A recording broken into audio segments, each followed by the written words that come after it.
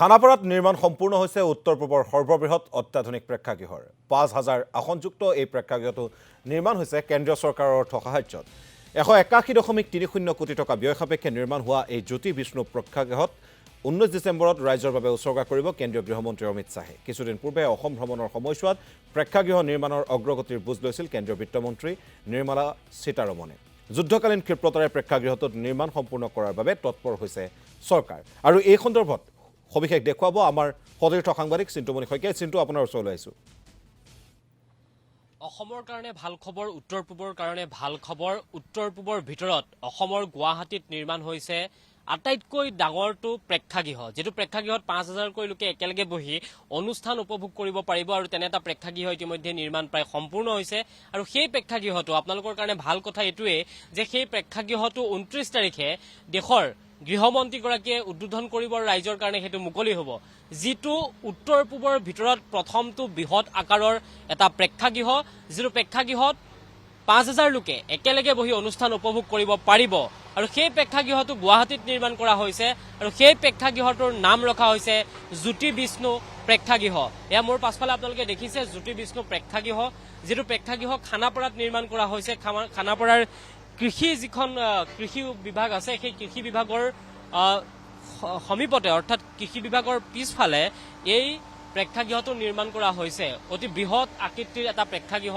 সেই প্ৰেক্ষাগৃহটোৰ নিৰ্মাণ প্ৰায় সম্পূৰ্ণ হৈছে আৰু প্ৰেক্ষাগৃহটোৰ লগত জড়িত যিবোৰ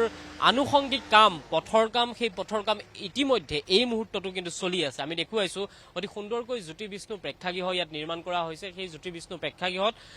একেলগে ৫,০০০কৈ দৰ্শকে উপভোগ কৰিব পাৰিব আৰু এই প্ৰেক্ষাগৃহটো ১৮১.৩০ কোটি টকা ব্যয়েৰে নিৰ্মাণ কৰা হৈছে যেটো প্ৰেক্ষাগৃহ অতি সুন্দৰ অতি আটকধুনীয়া অতি উন্নত মানৰ য'ত উন্নত মানৰ সাউণ্ড সিস্টেমৰ ব্যৱহাৰ কৰা হ'ব য'ত উন্নত মানৰ চকীৰ ব্যৱহাৰ কৰা হ'ব বহাৰ কাৰণে যিসমূহ আসন সেইসমূহ অতি উন্নত মানৰ ঠিক সমান্তৰালকৈ ইয়াত যিসমূহ লাইট লগোৱা হৈছে সেই লাইটসমূহ সোলাৰ প্লেনেটৰ জৰিয়তে সেই লাইটসমূহৰ সংযোগ কৰা হৈছে গতিকে এটা উন্নত মানৰ তথ্য আৰু প্ৰযুক্তিৰ জৰিয়তে এই প্ৰেক্ষাগৃহ নিৰ্মাণ কৰা হৈছে যেটো প্ৰেক্ষাগৃহত সকলোৱে অতি সুন্দৰ এটা পৰিবেশ উপভোগ কৰিব পাৰিব আৰু সেই সুন্দৰ পৰিবেশৰ মাজতে আসলতে এই প্ৰেক্ষাগৃহ এটা নতুন ৰূপ লাভ কৰিব বিশেষকৈ গুৱাহাটীৰ মাছমজিয়াত এনে এটা প্ৰেক্ষাগৃহ সকলোৱে আশা কৰিছিল আৰু সেই প্ৰেক্ষাগৃহটি ইতিমধ্যে সম্পূৰ্ণ হৈছে মোৰ সহযোগী অজয়ক আৰু কিছু দৃশ্য আমি দেখাবলৈ চেষ্টা কৰিম এই যিখন আমি গেট দেখুৱাইছো এইখন হৈছে প্ৰেক্ষাগৃহটোৰ বাহিৰলৈ ওলাই অহা গেট ঠিক সমান্তৰালকৈ আন এটা ফালে ভিতৰলৈ সোমোৱা এখন গেট আছে যিখন গেটৰ পৰিবেশ আমি আপোনালোকক দেখুৱাম কিন্তু এইখন হৈছে বাহিৰৰ ফাললৈ এনেধৰণে ওলাই অহাৰ গেট